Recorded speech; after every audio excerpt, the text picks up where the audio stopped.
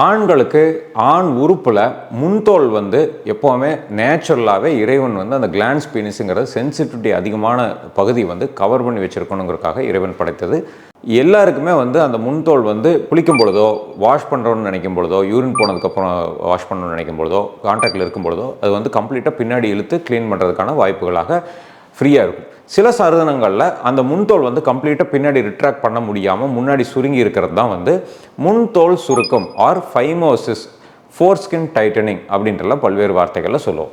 இந்த வீடியோ பதிவில் முன்தோல் சுருக்கம் எதனால் வருது, என்ன டைப்ஸ் எல்லாம் இருக்குது, எப்படி கிளியர் பண்ணலாம், இது அப்படியே இருந்துட்டால் நம்மளோட ப்ராப்ளம் ஏற்படுமா, செக்ஷுவல் லைஃப் எப்படி பாதிக்கலாம், எல்லாமே நம்ம டீட்டெயிலாக பார்ப்போம். நான் doctor Ashok, Shakti fertility and Sri Chakra மருத்துவமனை.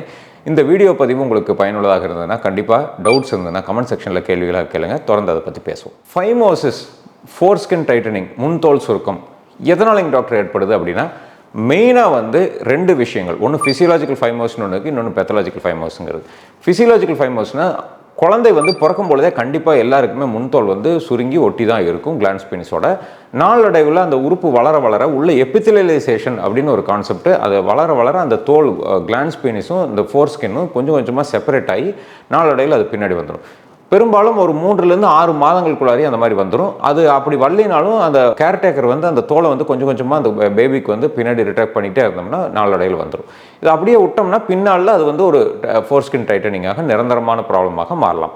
இதே பெத்தலாஜிக்கல் ஃபைமோசிஸ் அப்படிங்கிறது யூஸ்வலாக வேறு ஏதாவது வியாதிகள்னால, ஒரு இன்ஃபெக்ஷன்னாலேயோ, ஒரு ரொம்ப நாள் அதே மாதிரி குழந்தைகளுக்கு ஏற்பட்டு அது அப்படியே விடுறதுனாலையோ, இல்லை ஒட்டின தோல் நீங்காமல் இருக்கிறதுனாலையோ, இல்லை சுகர் இருக்கிற பேஷண்ட்ஸ்னாலையோ, இல்லை பால்வினை நோய்கள் வர்றதுனாலையோ, இல்லை கேன்சரஸ் லீஷன் வர்றதுனாலையோ, பல்வேறு காரணங்கள்னால முன்தோல் வந்து சுருங்கியிருந்தா அது வந்து பெத்தலாஜிக்கல் ஃபைமோசிஸ்ன்னு சொல்லுவோம். முன்தோல் சுருக்கத்தினால என்னென்னலாம் ப்ராப்ளம் வரும் அப்படின்னா, ரொம்ப காமனஸ்ட்டாக பார்க்குறது வந்து யூரின் போகும்போது அந்த தோலை வந்து பின்னாடி இழுக்க முடியாது. மெயினாக குழந்தைகளுக்கு வந்து ரொம்ப பின் பாயிண்ட்டாக ஒரு ஹோல் இருக்கும் பொழுது யூரின் போகும்போது யூரின் உடனே வெளியே வராமல் பலூனிங் ஆஃப் த பீனிஸ்ன்னு சொல்லுவோம். பலூன் மாதிரி அந்த டிப் வந்து வீங்கும். யூரின் வந்து வரும்போது வெளியே வராமல் அந்த இடத்துல தோலுகளுக்கும் கிளான்ஸ்க்கும் நடுவில் கொஞ்சம் நேரம் கலெக்ட் ஆகி சொட்டு சொட்டாக வெளியே வரும். ஒவ்வொரு டைம் யூரின் போகும்போதும் யூரின் பீனிஸ் வந்து பலூன் மாதிரி மாறி அப்புறம் ஒரு 1 minute அது செட்டில் ஆகும்.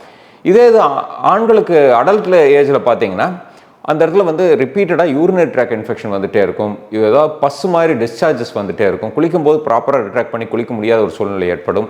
செக்ஷுவல் கான்டாக்டில் இருக்கிறதுக்கு சிரமங்கள் ஏற்படலாம். முன்னாடி வந்து கிராக்ஸ், ஒரு மாதிரி வெடிப்புகள், சீ பிடிக்கிறது, இன்ஃபெக்ஷன், பெயின், இது எல்லாமே சிம்டமேட்டிக் காம்ப்ளெக்ஸாக இருக்கும். ஃபைமோசிஸ், முன்தோல் சுருக்கம் இருந்தால் கான்டாக்டில் இருக்கலாமா, அதில் என்ன ப்ராப்ளம் வரும் அப்படின்னு கேட்டிங்கன்னா, மெயினாக நிறைய பேர் வந்து முன்தோல் சுருங்கி இருந்தாலும் கான்டாக்டில் நேச்சுரலாக இருந்து கன்சீவ் ஆகிற பேஷண்ட்ஸ் நிறைய பேர் நாங்கள் பார்த்துருக்குறோம். இருந்தாலும் அதில் என்ன நல்லா ப்ராப்ளம் அப்படின்னா, ப்ராப்பரான கிளான்ஸ் பீனிஸ் எக்ஸ்போஸ் ஆகிறதுனால ப்ரீமெச்சூர் எஜாக்குலேஷன், விந்து முந்துதல் ப்ராப்ளம் ரொம்ப காமனாக இருக்கும். இது மட்டும் இல்லாமல் நிறைய பேர்த்துக்கு எரெக்டைல் டிஸ்ஃபங்க்ஷனும் வரலாம். அதாவது ஒரு ப்ராப்பர் அரோசல் இல்லாதனால ஒரு எரெக்டைல் டிஸ்ஃபங்க்ஷனும் வரலாம். இது இல்லாமல் ஒரு விந்து வெளியே வரும்போதும் ஒரு ஃபோர்ஸ்ஃபுல்லாக வராமல் வந்து தோல்களுக்கு நடுவுலையே தேங்கி நிற்கிற சூழ்நிலை ஏற்படலாம். முன்னாடி கிராக்ஸ் அந்த மாதிரியான இதெல்லாம் இருக்கிறதுனால ப்ராப்பராக இன்சர்ட் பண்ணும்போது அதில் பெயின் ஏற்பட்டு அந்த ஒரு ஆக்டிவிட்டியும் இம்பார்ட்டன்ஸ், அதாவது விரைப்புத்தன்மை இல்லாத ஒரு சூழ்நிலைக்கும் ஏற்படலாம். ஸோ செக்ஷுவல் லைஃப் நிறையவே பாதிக்கும். பட் சில பேர்த்துக்கு அது பாதிப்பு இல்லாமே கொண்டு போயிட்டு இருக்கிறவங்களும் நிறைய பேர் நாங்கள் பார்த்துருக்குறோம். முன்தோல் சுருக்கம், ஃபைமோசிஸ் எப்படி டாக்டர் ப்ரிவென்ட் பண்ணலாம் அப்படின்னா, ஃபஸ்ட்டு வந்து நம்மளுக்கு ஃபைமோஸ் இருக்கா இல்லையாங்கிறத தெரிஞ்சுக்கிறது மிக முக்கியம். எரெக்டைல் ஸ்டேட்டில் முன்தோலை வந்து கம்ப்ளீட்டாக ரிட்ராக்ட் பண்ணி பார்க்கணும். அது கம்ப்ளீட்டாக ரிட்ராக்ட் ஆகிட்டு இருக்குது அப்படின்னா ப்ராப்பர் ஹைஜீன் மெயின்டைன் பண்ணணும். டெய்லி குளிக்கும் பொழுது அந்த தோலை வந்து க்ளீன் பண்ணிவிட்டு ஒரு சாஃப்ட் ஜென்டில் சோப் போட்டு க்ளீன் பண்ணிக்கணும். ஏதாவது இன்ஃபெக்ஷன் இருக்குது அப்படின்னா இம்மீடியட்டாக டாக்டர் பார்த்து ட்ரீட்மெண்ட் எடுத்துக்கணும். ஏதாவது டயபெட்டிஸ் இருக்குன்னா கண்டிப்பாக அதை வந்து ப்ராப்பராக எடுத்துக்கணும். செக்ஷுவலி டிரான்ஸ்மிட்டட் டிசீஸ் வராமல் நம்ம வந்து ப்ரிவென்ட் பண்ணிக்கணும். இன்கேஸ் ஏதாவது ஒரு ப்ராப்ளம் இருக்குது அப்படின்னா முன்தோல் வந்து அறுவை சிகிச்சை மூலியமாக அதை வந்து கிளியர் பண்ணி க்ளீனான விஷயங்களாக அதை நம்ம மெயின்டைன் பண்ணிக்கணும். எனக்கு முன்தோல் சுருங்கி இருக்குங்க டாக்டர், ஆனால் இத்தனை வருஷம் எனக்கு ப்ராப்ளம் பண்ண கிடையாது, பட் இது அப்படியே இருந்ததுன்னா ஃப்யூச்சரில் ஏதாவது ப்ராப்ளம் வருமா அப்படின்னா 100க்கு 90% வந்து ஏதோ ஒரு டைமில் லைஃப்பில் வந்து அது ப்ராப்ளம் வரும். 10% ஆஃப் த பீப்புளுக்கு கண்டிப்பாக ப்ராப்ளம் இல்லாமையோ வாழ்நாள் முழுக்க அதோடவே வாழ்ந்துடலாம். ஆனால் அந்த 90% என்னென்னலாம் ஆகும் அப்படின்னா, அவங்களோட மெயினாக செக்ஷுவல் ஆக்டிவிட்டி வந்து கண்டிப்பாக ஒரு சிக்னிஃபிகண்ட்டாக பாதிப்படையும். ஒரு ப்ராப்பரான ஒரு 100% சாட்டிஸ்ஃபைடான ஒரு லைஃப் வந்து இருக்க முடியாது. அதே மாதிரி இன்ஃபெக்ஷன்ஸ் வந்து தொடர்ந்து ஏற்பட்டே இருக்கும். ஏன்னா அந்த இடம் வந்து க்ளீனே ஆகாது. உள்ள ஸ்மெக்மாங்கிற ஒரு ஃப்ளூயிட் வந்து அதில் உள்ள கலெக்ட் ஆகி அது இன்ஃபெக்ஷனை காஸ் பண்ணிகிட்டே இருக்கும். யூரினரி ட்ராக் இன்ஃபெக்ஷன் ஏற்படுத்திகிட்டே இருக்கும். நாளடைவில் அந்த தோல் வந்து தடிமனாகி கிராக்ஸ் வெடிப்புகள் ஏற்பட்டு அதில் வந்து ப்ளீடிங் ஆகிறதோ, இன்ஃபெக்ஷன் ஆகிறதோ, இல்லை கான்டாக்டில் இருக்கும்போது பெயின் ஆகி எரெக்ஷன் ஆகாமல் ஆகிறதோ, இந்த மாதிரி ப்ராப்ளம்ஸ் எல்லாமே ஏற்படுறதுக்கு வாய்ப்பு இருக்குது. அதனால் முன்தோல் சுருக்கம் வந்து நாளடைவில் கண்டிப்பாக ப்ராப்ளம் ஏற்படுத்தும். இந்த முன்தோல் சுருக்கத்துக்கு எடுத்தோன்னே வந்து நம்ம ட்ரீட்மெண்ட்டில் மெயினாக வந்து antibiotic creams, pain killer tablets எல்லாமே போட்டு அதோட இன்ஃபெக்ஷனை கண்ட்ரோல் பண்ணுறது மிக முக்கியம்.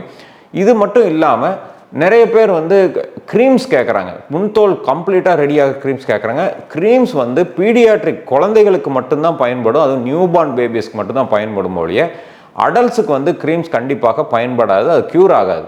சிம்டமேட்டிக்காக ரிலீஃப் மட்டும்தான் ஆகும் ஒழிய க்யூர் பண்ண முடியாது. ஆண்களுக்கு அடல்ட் ஏஜ் வந்துருச்சு அப்படின்னா அதுக்கு சர்க்கம்சிஷன், முன்தோல் அறுவை சிகிச்சை மட்டுமே தீர்வாக இருக்கும்.